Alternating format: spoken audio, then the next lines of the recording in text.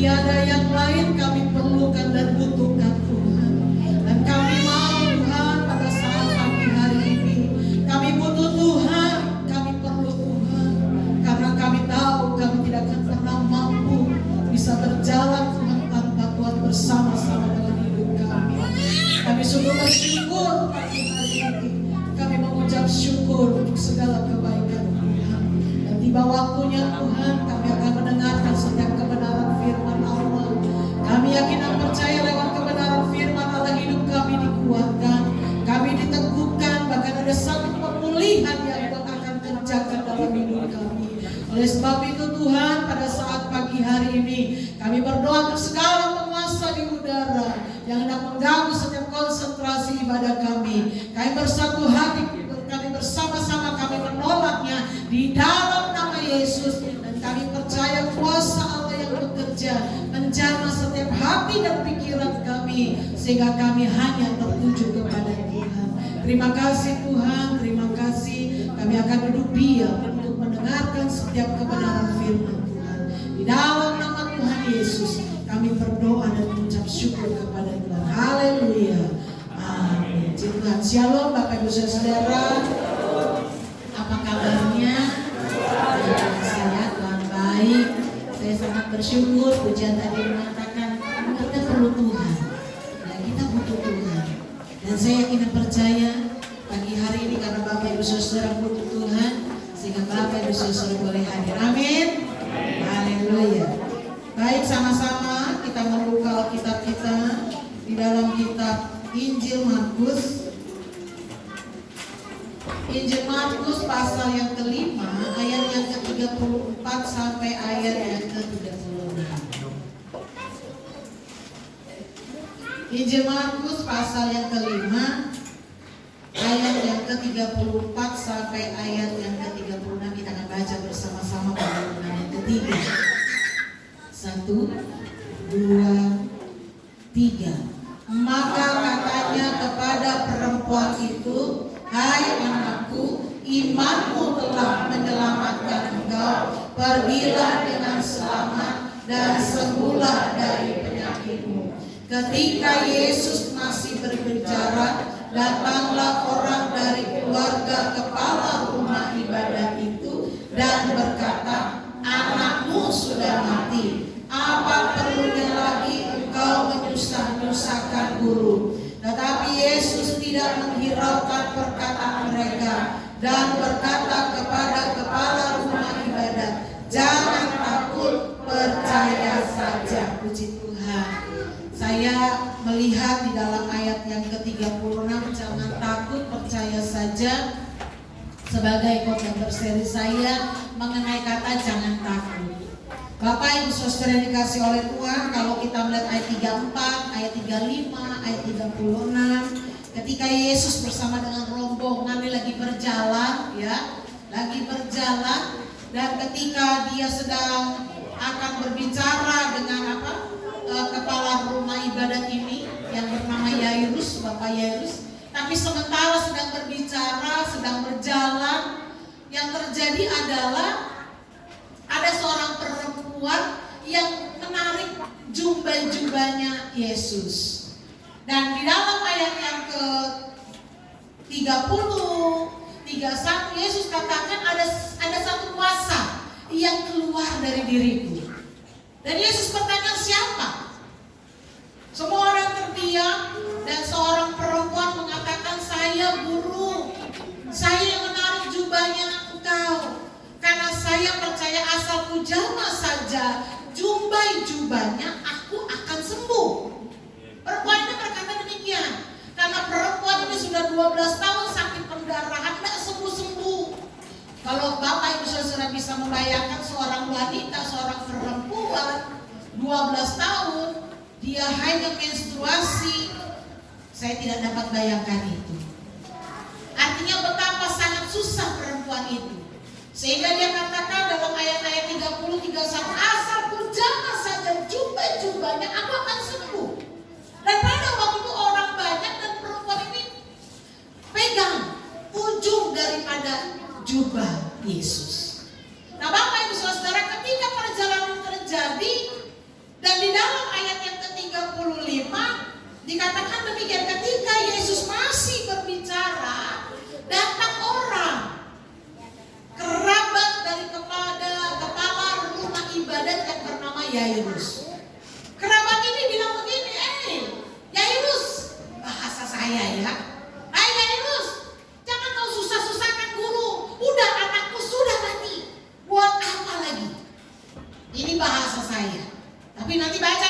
35 kan dikatakan ini, ketika Yesus masih berbicara, datanglah orang dari keluarga kepala rumah ibadat itu dan berkata, anakmu sudah mati, apa perlunya lagi engkau menyusahkan guru?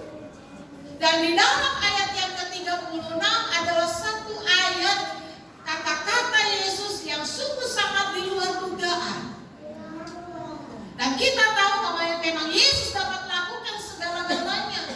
Tetapi dalam ayat yang ke-36 Alkitab katakan, tetapi Yesus tidak menghiraukan perkataan mereka dan berkata kepada kepala rumah ibadat, jangan takut, percaya saja. Saya yakin Bapak Ibu Saudara, di dalam ruangan ini tidak ada seorang pun yang ingin anaknya sakit.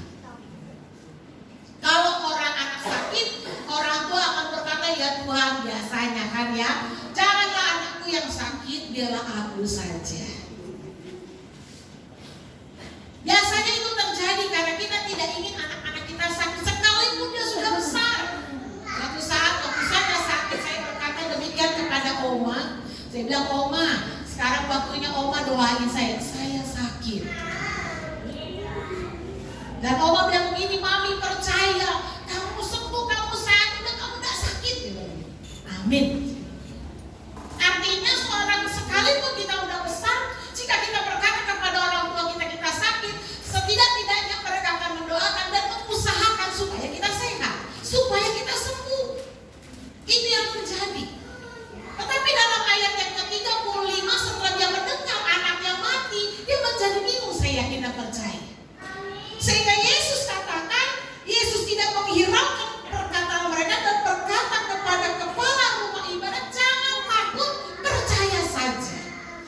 Nah, waktu saya melihat ayat yang ke-36, demikian Bapak Ibu Saudara. Ada dua hal dalam ayat yang ke-36.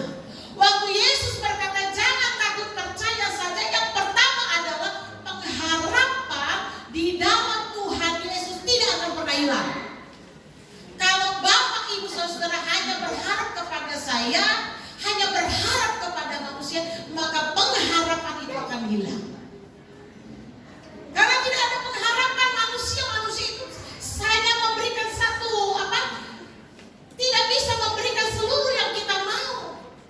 Pengharapan manusia itu hanya semu.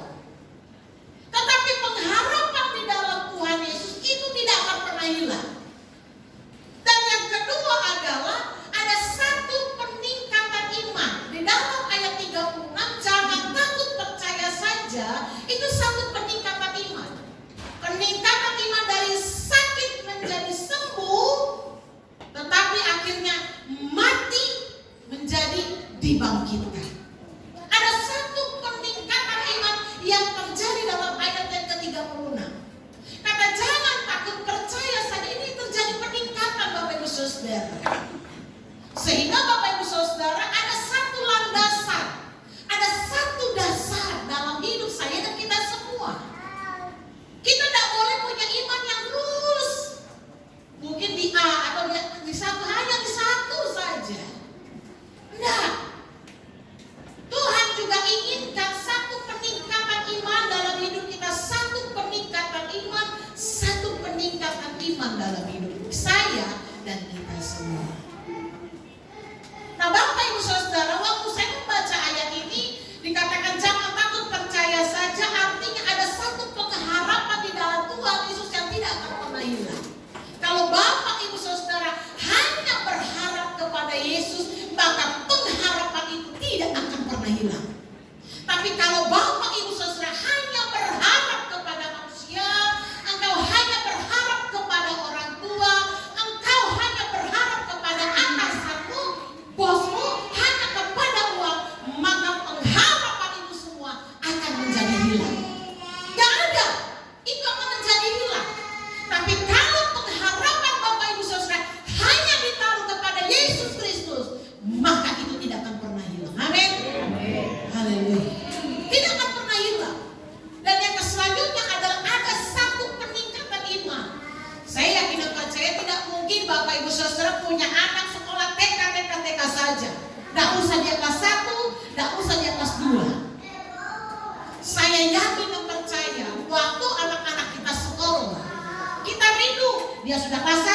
dia naik ke kelas 2, dia naik ke kelas 3. Kenapa? Karena kita inginkan satu peningkatan.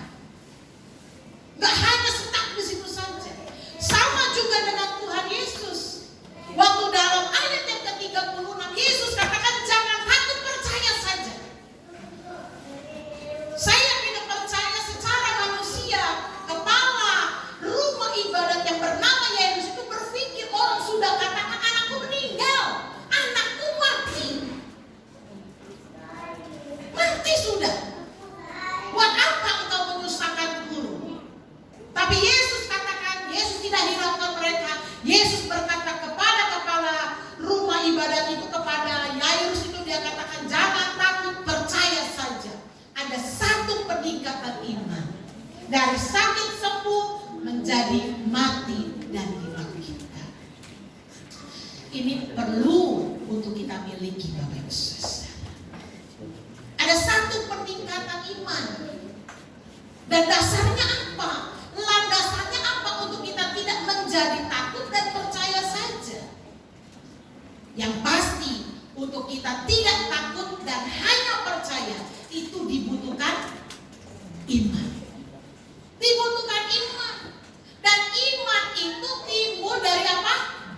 Pendengaran akan firman Tuhan. Masalahnya Bapak Ibu Saudara, bagaimana iman kita akan bertumbuh kalau kita tidak pernah dengar firman? Bagaimana kita akan lebih cinta kepada Tuhan, kita lebih percaya kepada Tuhan kalau kita tidak pernah dengar firman? Kita nggak pernah dengar firman. Artinya kita jarang ke gereja, kita jarang baca firman, kita jarang untuk berdoa. Bagaimana iman ini akan semakin bertambah? Nggak akan pernah bertambah. Kenapa? Oleh karena kita jarang untuk beribadah. Bapak Ibu Saudara, sibuk oleh karena kerjaan itu memang perlu, daripada Anda hanya berleha-leha di rumah. Karena uang tidak datang dengan sendirinya. Kita perlu kerja keras untuk dapat menghasilkan uang. Tapi ingat satu hal, jangan sampai oleh karena kita sibuk sehingga kita melalaikan ibadah. Oleh karena kita mengalami satu kesibukan yang sangat-sangat mungkin di luar mungkin ya, di luar apa yang kita bayangkan, kita sibuk sekali. Mungkin saya boleh katakan kepala menjadi kaki, kaki menjadi kepala. Oleh karena apa? Untuk kita dapat menghasilkan uang. Tapi ingat baik-baik, kita perlu sekali untuk iman ini bertambah. Dan kalau iman ini bertambah, itu hanya bisa didapatkan karena kita mendengarkan firman Tuhan. Oleh karena apa? Oleh karena kita membaca firman Tuhan.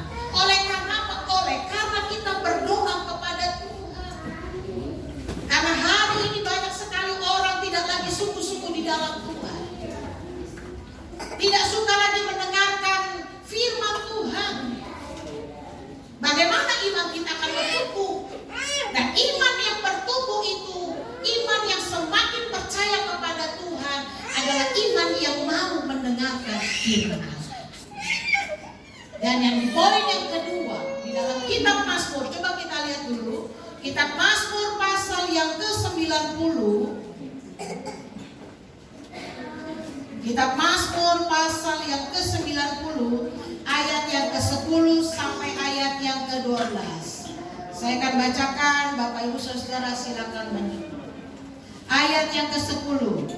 Masa hidup kami 70 tahun, dan jika kami kuat 80 tahun, dan kebanggaannya adalah kesukaran dan penderitaan. Sebab berlalunya buru-buru dan kami melayang lenyap.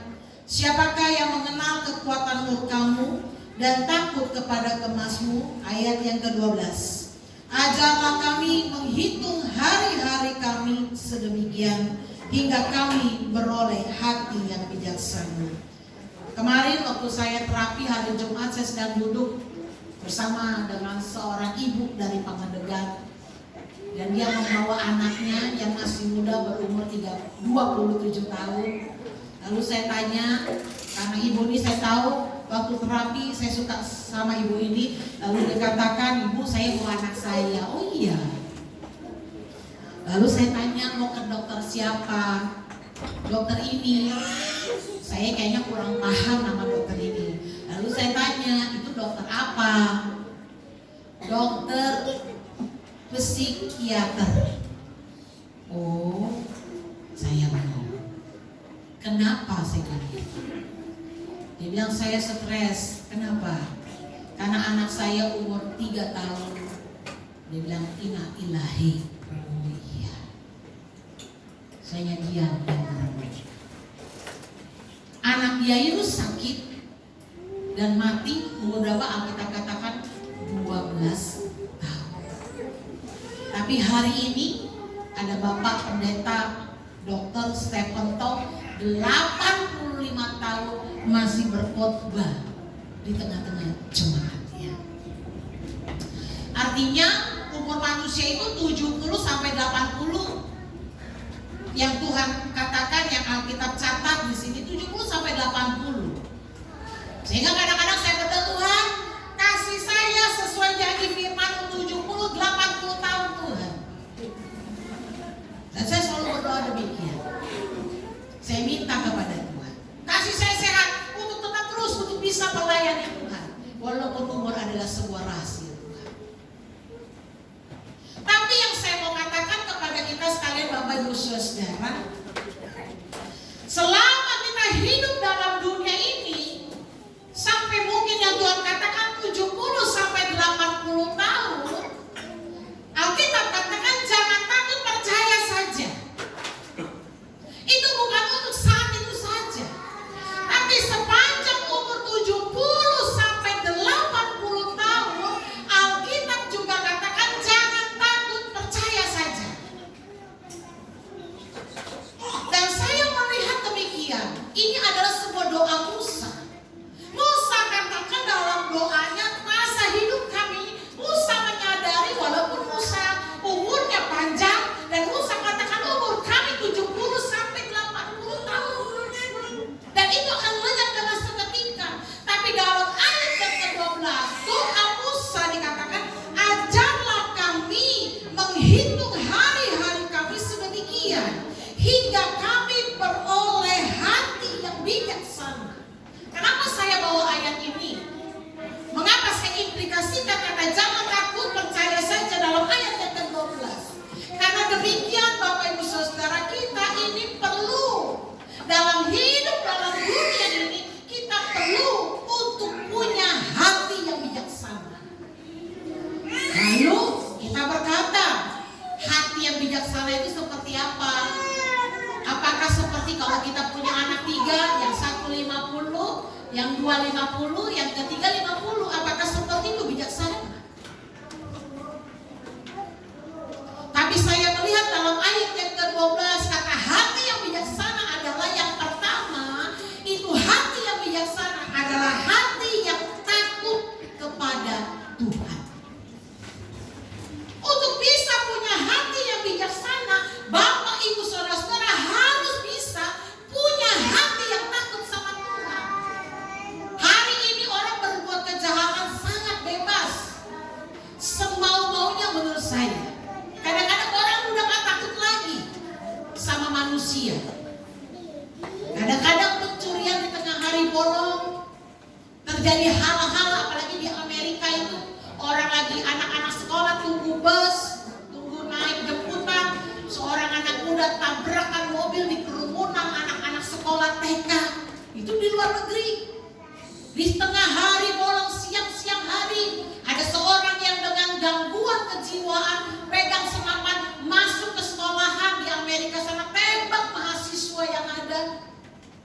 Orang sekarang sudah tidak takut kepada manusia. Tapi untuk beroleh hati yang bijaksana, itu adalah kita perlu mempunyai hati yang takut kepada Tuhan. Kalau implikasinya saat ini, kata jangan takut dan kita percaya saja, untuk kita boleh memiliki takut kepada Allah adalah tidak menolak firman Tuhan. Ada banyak dari kita waktu dengar firman, oh firman Tuhan ini orang itu yang berdosa. Seringkali kita berkata firman Tuhan ini bukan untuk saya, untuk orang yang A, B, C, dan D. Saya selalu, waktu saya duduk dan saya tidak membicarakan tentang firman Tuhan, saya selalu berkata firman Tuhan itu untuk saya. Saya selalu bilang firman Tuhan itu untuk saya. Sehingga setiap saya dengar firman Tuhan, hati saya hancur. Karena rasanya Tuhan sedang menegur saya. Tuhan sedang memberikan satu nasihat. Tuhan sedang memberitahu saya tentang isi hatinya Tuhan. Kalau kita hanya tidak percaya, kita hanya menolak, bahkan seringkali kita meragukan firman Tuhan. Ada berapa banyak dari kita, Bapak Ibu Saudara-saudara, kita ini meragukan firman Tuhan, kita nggak percaya. Kadang-kadang kita berkata, firman Tuhan ini benar nggak ya? Apakah betul itu terjadi? Ini tercatat. Dan asalkan Bapak Ibu Saudara tahu, Alkitab ini merupakan bukan hanya tentang firman Tuhan. Alkitab ini bukan hanya bercerita, tetapi ini merupakan satu sejarah yang tercatat. Betul. Anda dapat pergi ke Israel kalau Anda Bapak Ibu Saudara punya uang. Ya, bukan untuk perang, bukan. Pergi ke Israel, lihat di sana kota Sodom dan Gomora. Pergi ke sana, lihat itu tiang garam istrinya Lot karena memberontak, melawan. Ada di sana. Saya kadang-kadang berdoa, Tuhan berkati saya biar saya pergi ke sana bukan buat perang Bapak Ibu Saudara, tapi untuk melihat sejarah. Untuk melihat sejarah yang tercatat di dalam Alkitab. Jadi kita perlu hari ini untuk mempunyai hati yang takut kepada Tuhan. Dan hati yang takut kepada Tuhan itu tidak menolak firman. Ada berapa banyak hari ini antikris ya, seperti yang khotbahnya Ibu Neni. Hari ini banyak antikris, betul. Kenapa? Salah satu antikris menurut saya, dia adalah orang yang menolak firman Tuhan. Salah satu antikris yang sudah ada sekarang adalah dia meragukan firman Allah. Ada berapa banyak dari kita seringkali kita menolak firman? Ada? Atau kita jawab, Tuhan apa iya? Kita ragu akan firman Tuhan. Kita berkata apa iya Tuhan? Tapi kita perlu hari ini untuk belajar takut kepada Tuhan dengan mengaminkan dan mengiyakan kebenaran firman Tuhan. Yang selanjutnya adalah hati yang bijaksana itu adalah hati yang mengenal kesucian Tuhan, kekudusannya Tuhan. Ini berbicara tentang pikiran tindakan kita. Tuhan itu suci Bapak Ibu Saudara, Tuhan itu kudus. Oleh sebab itu mari saat ini pikiran kita, perkataan kita, tindakan kita adalah tindakan yang dijaga dengan baik. Kehidupan yang suci, kehidupan yang kudus. Bukan berarti Bapak Ibu Saudara, saya tidak boleh main dengan orang ini karena orang ini berdosa. Saya tidak boleh bergaul dengan orang ini, betul. Tapi maksud saya, kalau Tuhan izinkan mereka ada di tengah-tengah kita, mari kita tetap menjaga kesucian, kekudusan kehidupan ini. Ada berapa banyak anak-anak muda zaman sekarang tidak menjaga kesucian dan kekudusan. Ada berapa banyak hari-hari ini rumah tangga orang-orang percaya tidak menjaga kesucian dan kekudusan hidup. Saya suka dengar kalau ada orang yang berkonseling dengan saya suka sedih. Kenapa? Karena dalam hidup tidak menjaga kekudusan, kesucian, dalam rumah tangga tidak menjaga kekudusan dan kesucian. Bagaimana ini? Sedangkan Tuhan itu suci, Tuhan itu kudus. Bagaimana kita umatnya hidup kita ini, rumah tangga kita nggak suci, kita nggak kudus. Apakah orang-orang ini yang dikatakan orang-orang yang bijaksana? Kalau kita nggak suci, kita nggak kudus, apakah Tuhan akan berkata jangan tapi percaya saja? Baiklah pagi hari ini kita punya hati yang bijaksana, yang salah satunya adalah mengenal Tuhan, kesucian kesucian dan kekudusannya, dan itu ada dalam hidup saya dan kita semua. Kuduslah engkau sebab Tuhan itu kudus. Sucilah engkau sebab Tuhan itu suci. Dan di dalam poin yang terakhir, orang yang beroleh hati bijaksana adalah orang yang menjauhi diri dari segala dosa. Ada dua yang akan saya bawa contoh. Contoh yang pertama, Yusuf di rumah Potifar. Anda tahu apa yang terjadi Yusuf di rumah Potifar? Tante Potifar itu genit. Yusuf ini masih muda. Dia ingin dengan Yusuf. Sehingga apa yang terjadi? Yusuf lari dan bajunya ditarik oleh tante Potifar. Yusuf menjauhi dosa. Dia tahu itu dosa dan dia jauhi dosa itu. Dia pergi. Walaupun bajunya diambil dan itu dijadikan satu bukti untuk menjebloskan Yusuf ke dalam penjara. Dia tidak lakukan. Dia tetap menjauhi dosa. Tapi itu yang terjadi. Contoh yang kedua adalah anak yang terhilang. Anak yang terhilang hidup enak bersama dengan orang tua. Orang tua punya makanan, punya minuman, ada semuanya, baju mewah semua ada. Tapi satu hari dia katakan kepada ayahnya, bagi dulu hartaku. Apa yang dilakukan oleh sang ayah? Karena dia dikasih hartanya. Tapi dalam kisah anak yang terhilang, harta yang dia peroleh itu dia foya-foyakan, dia hambur-hamburkan. Bahkan Alkitab katakan dia hidup dengan pelacur-pelacur yang ada. Udah tahu itu dosa, tapi dia tetap menyerahkan diri. Dia buang hartanya, dia foya-foyakan, dia hidup tidak benar, dia hambur-hamburkan. Puji Tuhan, dalam akhir kisahnya anak yang terhilang itu bertobat dan kembali pulang ke rumah Bapa di surga. Menjadi pertanyaannya sekarang Bapak Ibu Saudara, bagaimana pada waktu dia berbuat dosa, waktu dia buat kesalahan, apakah Tuhan tetap berkata jangan takut, percaya saja? Satu saat saya diundang oleh seorang bos yang sangat terkenal, karena pada waktu itu kisahnya, ceritanya masuk dalam televisi tentang pantai reklamasi. Opa katakan kepada kami, tolong bantu dalam doa. Nanti papi bikin jadwal untuk datang ya sebelum bos ini masuk ke dalam Sukamiskin, penjara yang ada di Bandung. Lalu kami datang di satu ruangan di kantor polisi, itu masih ada di daerah Jakarta. Lalu dia katakan, iya Pak Pendeta, saya sedang dicobai. Saya sedang mengalami satu pencobaan. Lalu saya ingat sekali Pak Pendeta itu, Pak Pendeta Gembala, bukan Pak Pendeta itu ya, Bapak Gembala itu bilang begini,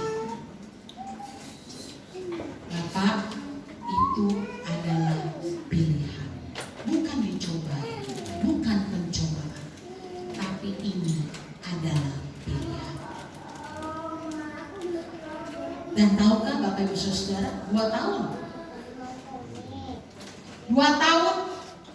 sehingga anaknya yang paling kecil, yang perempuan, setiap kali anak ini bertanya, ya ini menurut kesaksian, di mana ayah saya, di mana papa saya udah pulang-pulang, udah sebulan, 2 bulan, 3 bulan.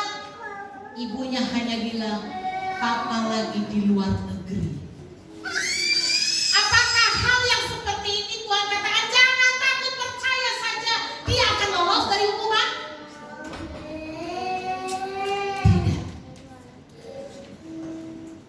Tapi kalau Anda punya hati yang bijaksana, takut kepada Tuhan, mengenal kesucian Tuhan, menjauhi setiap dosa dalam perjalanan hidup, Bapak Ibu Saudara, seringkali dalam perjalanan yang kita lakukan, kita bertemu masalah.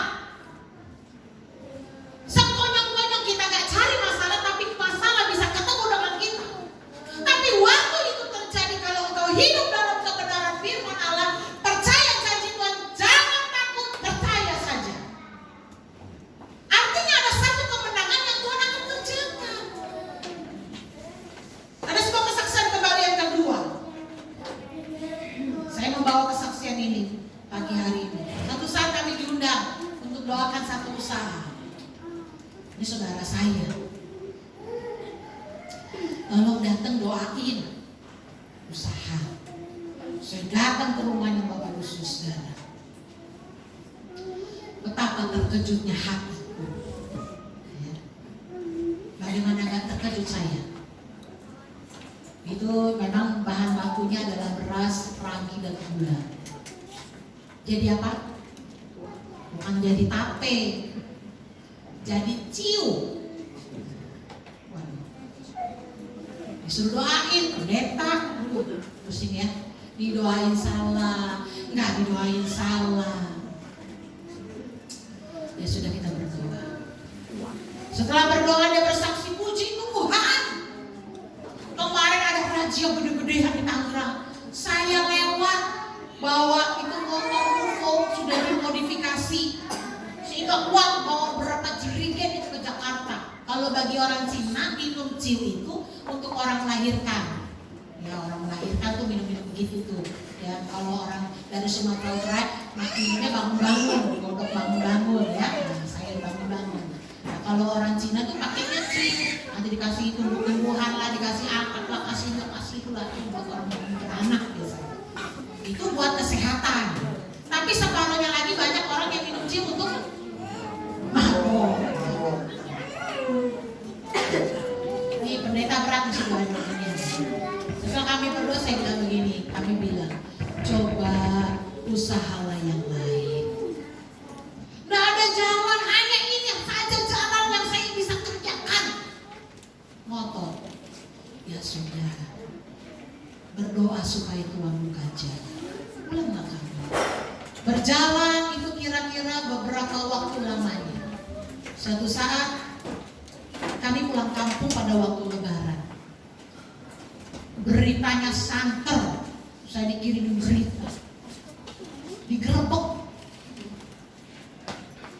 Nah, waktu kejadian seperti ini, apakah Tuhan jangan takut, percaya saja, bayar perpuluhan, persembahan, apalagi dia kerjakan, dia ke gerejanya jauh di Jakarta, tinggal di Tangerang. Apakah Tuhan berkata jangan takut, percaya saja? Ditangkap Bapak Ibu Saudara, kenapa? Karena tidak menjauhkan diri dari dosa. Tahukah Bapak Ibu Saudara, dia mendekat 3 bulan kira-kira lamanya di tahanan. Waktu keluar, waktunya hanya 2 bulan Tuhan kasih. Anda tahu, dia lagi duduk, tiba-tiba dia jatuh ke belakang, masuk rumah sakit 1 minggu kemudian pulang ke rumah Bapak Ibu Saudara. Kalau Bapak Ibu Saudara masih dikasih kesempatan duduk untuk dengar firman Tuhan, dengar baik-baik, lakukan firman Tuhan dengan baik, jauhi segala dosa. Jujur saja waktu mau khotbah tentang jauhi segala dosa, dia cuma bilang gini, aduh Tuhan yang keras. Tapi kalau gereja tidak berani beritakan dosa, mau dibawa kemana ini gereja? Yesus saja menyuarakan setiap kebenaran firman Tuhan. Apalagi saya cuma muridnya saja. Saya tidak takut Bapak Ibu Saudara. Saya hanya belum menjalankan apa yang Tuhan tahu dalam hati dan hidup saya. Kalau kita berjalan sesuai dengan kebenaran firman Allah, Alkitab katakan Yesus berkata kepada kepala rumah ibadat, jangan takut, percaya saja. Artinya apa? Ada satu kemenangan yang Tuhan akan kerjakan. Waktu saya mendengar firman Tuhan itu, saya betul-betul hatiku hancur. Seperti Tuhan juga sedang berkata kepada saya, jangan takut, percaya saja. Sebagai seorang manusia, apakah saya tidak pernah punya rasa takut? Tentu ada.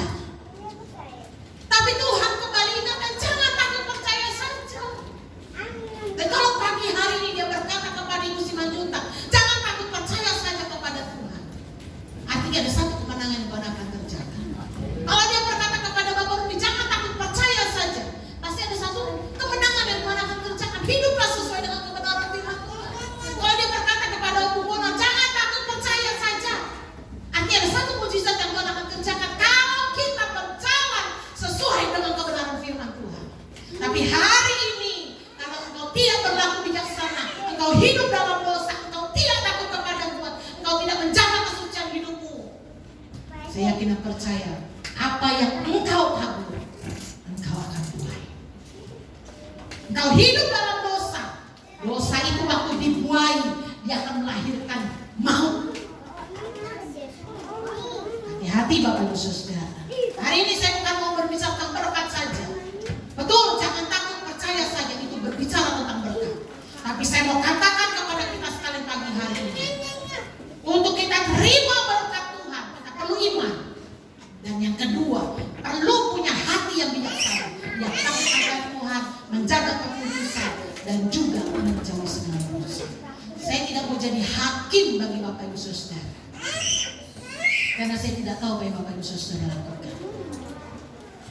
Tapi satu hal, Tuhan itu Maha tahu. Kita gak bisa lari dari Tuhan. Gak ada satu lubang pun dapat kita bersembunyi. Dan pagi hari ini, biarlah hidup kita, hidup yang diberkati oleh Tuhan. Nah, kita katakan, jangan takut, percaya saja. Kalau dalam perjalanan hidupmu, engkau diperhadapkan dengan, engkau bertemu dengan masalah, engkau diperhadapkan dengan situasi yang sulit, Alkitab katakan, Yesus berkata, jangan takut, percaya saja. Saya udah menaikkan musik maju ke depan. Saya udah menaikkan sebuah ujian. Ku hidup karena percaya, aku punya Tuhan Yesus. Haleluya Yesus. Terima kasih Tuhan. Terima kasih Tuhan Yesus. Terima kasih Tuhan.